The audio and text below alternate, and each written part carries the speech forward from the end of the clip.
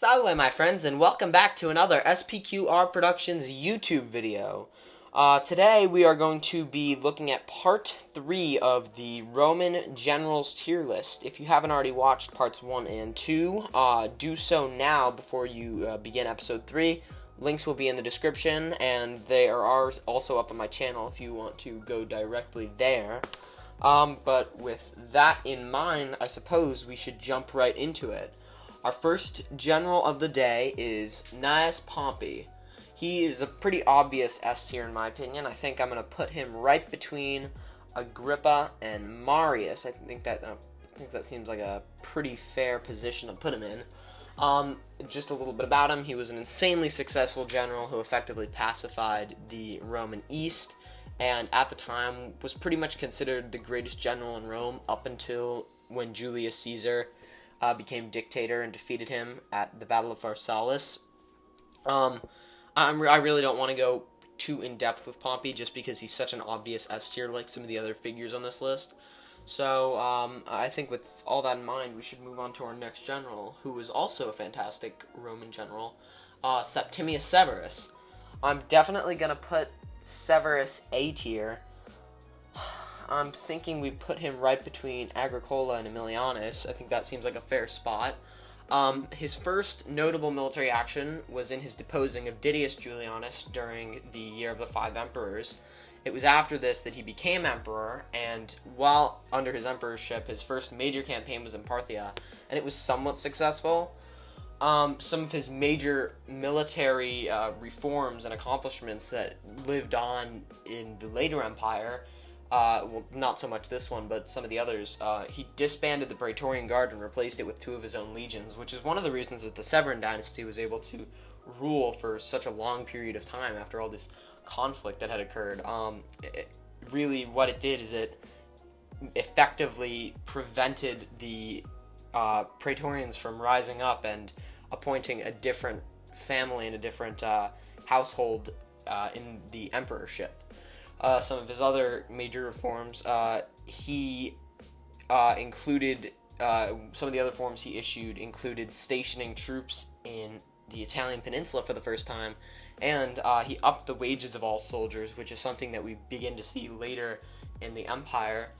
And just a little bit more about his actual military background, he saw activity in Africa and Britain where he successfully stabilized the borders, and I would say for all of this combined, as mentioned, he definitely deserves the A tier spot.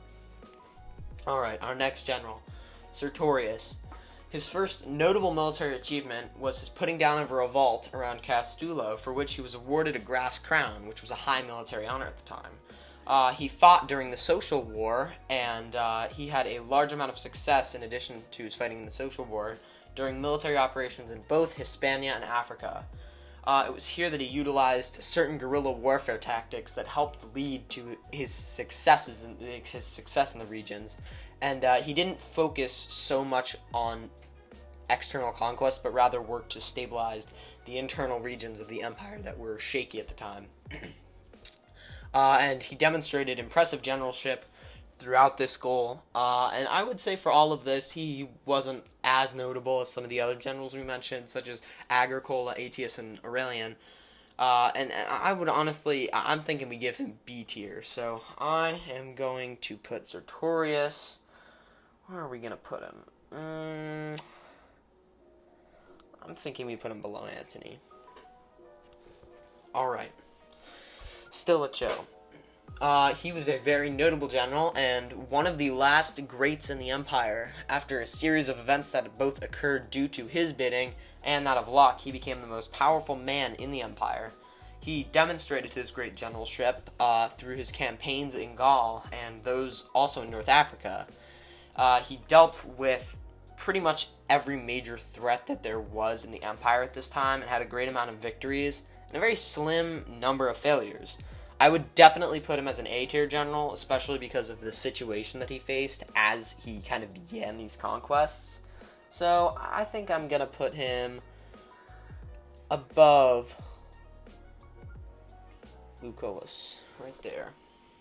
Alright, our next general, an iconic one, Sulla. In a similar fashion to Pompey, who we just mentioned a few moments ago, I think Sulla's a pretty easy S tier. I'm not gonna lie. He was one of the most influential generals in all of Roman history. I think I'm gonna put him right above Pompey, and he saw great military success in a variety of situations. He campaigned against the Cimbri and the Teutones, and they were very successful, as well as the campaigns that occurred during his Sicilian governorship. He really became popular during his time as he fought in the Social War, where he demonstrated a great amount of charisma and knowledge that allowed him to outshine some of the greats of his day. One of which was Marius, and the other of which was actually Pompey's dad, which is kind of a coincidence. His real masterpiece, however, occurred during the first major Roman Civil War, where he literally took the city of Rome not once, but twice. So I would say because of this, Sulla is a pretty easy S tier in my book. As I mentioned before, we're going to put him just below Agrippa, but above Pompey. I think that's a pretty fair placement. Alright, our next general, Theodosius. He was definitely a solid general whose accomplishments, in my opinion, definitely merit B tier. He stabilized Rome from the threat against the Visigoths, and he resolved not one, but two major civil wars that involved attempted usurpers. Not really much more to say about him other than the fact that he was a pretty solid general, so, again, B tier, I'm thinking. So, I think that we should put Theodosius... thinking just below Gallienus, but above Constantine. I think that's fair. Alright. Tiberius. I think this is definitely going to be a bit controversial, especially because of some of the B tiers that we've had before. But I'm actually going to put Tiberius above B tier and put him in A tier. I'm going to put him above Stilicho. And in my opinion, Tiberius is a very underrated general. His campaigns brought the empire, it definitely stabilized the early empire, and he was definitely a harsh general. That's one of the very notable things about him, who was in great contrast with Germanicus, whom the troops very much preferred in pretty much every way, shape, and form. The thing that I really think merits him A tier is reconquest of the 3 eagles that were lost at Teutoburg Forest, which we're going to get to in a minute. It was a really notable feat. When he was younger, he kind of was one of the few commanders who really took the duty of pushing into Germania. Germanicus, I know, did a little bit of campaigning in Germania too, but he predominantly stabilized the Rhine. That was his major accomplishment. Tiberius, the fact that he was able to recover the eagles in Roman territory, which was very feared by not just Roman citizens, but by the troops as well, it definitely merits him a pretty high accomplishment. And a lot of people focus on his time as emperor, which is really a shame because they never get to see his brilliance as a general. And we really see Tiberius develop, as he was a very young man who served in the military. We really saw Tiberius develop into the man that he became, the notorious emperor that he became. He was a very picky and careful general. He was always very cautious and traditional. And I think that he was definitely, just kind of relating back to what I said a moment ago, was a great pick to recover the eagles, as they were lost through Varus's, who we'll get to in a moment, incompetence and attempts to utilize novel surprise tactics. And as we will mention in a moment, that did not end well. Alright. Our next general, Trajan. I'm going to give him A tier very, very easily. I think I'm going to put him right below Camillus. Just a fantastic emperor general. Debatably, I would say, really, only second best to Aurelian, in my opinion. His campaigns brought the empire to its greatest extent, and he was able to greatly expand Roman territory into Britain with very little defeat. His Parthian campaign was also very notable and successful. One thing to note about the campaign, however, is that even though under Trajan's reign the Romans held the region, it was lost soon after. He also conquered Dacia, and it was here that he demonstrated his ability to command on and off the field. In my opinion, best. Logistics speaking, he was very, very competent during this period. And he was a very, very solid general all around. And this, in combination with his governing abilities, definitely would make him an S-tier emperor and a solid A-tier general. So that's kind of where I think he lands. Alright, Valens and Valentinian. I kind of want to talk about them together just because they ruled simultaneously and they were brothers. Valentinian was definitely the better general and was a pretty decent all-around commander, while Valens, on the other hand, was literally the direct cause of Adrianople, which was one of Rome's major mistakes and major defeats, which definitely lowers his position pretty heavily. He did have a little military competence, but obviously not enough to properly lead an army. And because of these factors, I'm going to put Valentinian in B tier. I'm going to put him, I think, below Sartorius. And Valens, I'm going to put in E tier. I don't really think we need to talk much more about them. Just because, they were notable, but not really too notable. Alright, Varro. Pretty obvious F tier. I don't think anyone on this list, maybe other than who we're going to get to next, deserves F tier more. He was a super incompetent general whose mistake resulted in the worst loss in Roman history, the Battle of Cannae. And you can't really recover from something this bad, even if he won every other battle. I don't think you really can recover from something where 80,000 men lie dead on the battlefield or enslaved under Carthaginian rule.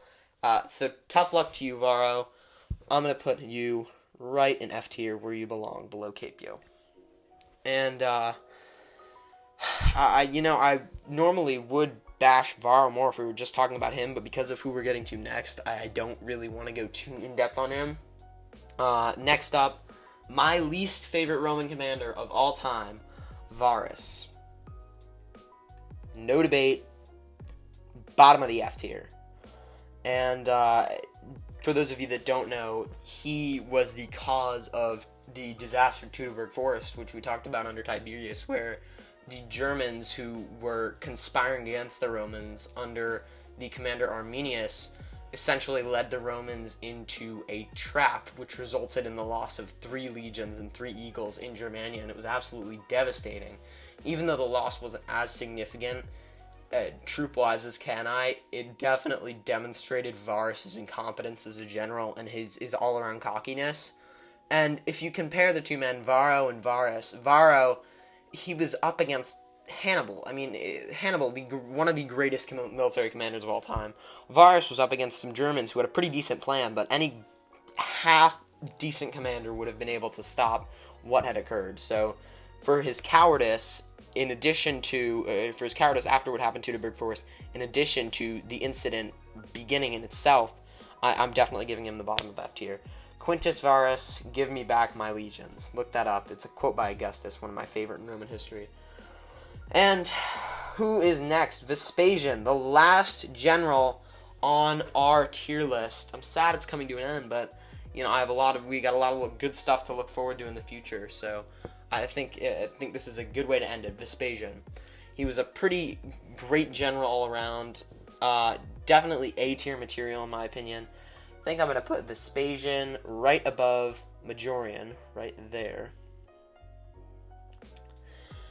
He was essential in Claudius's invasion of Britain, and this was one of the ways that he kind of gained some social and military traction. He demonstrated military genius, in my opinion, he demonstrated his military genius most during his siege of Jerusalem, which was a very tough situation that resulted in very good circumstances. If you look at that in connection to the Year of the Four Emperors, he started out in a really tough position on both kind of fronts, but he ended up being victorious on both of them, which allowed him to establish the Flavian dynasty. Short-lived as it was, he was able to establish an imperial dynasty, which is an absolutely impressive feat.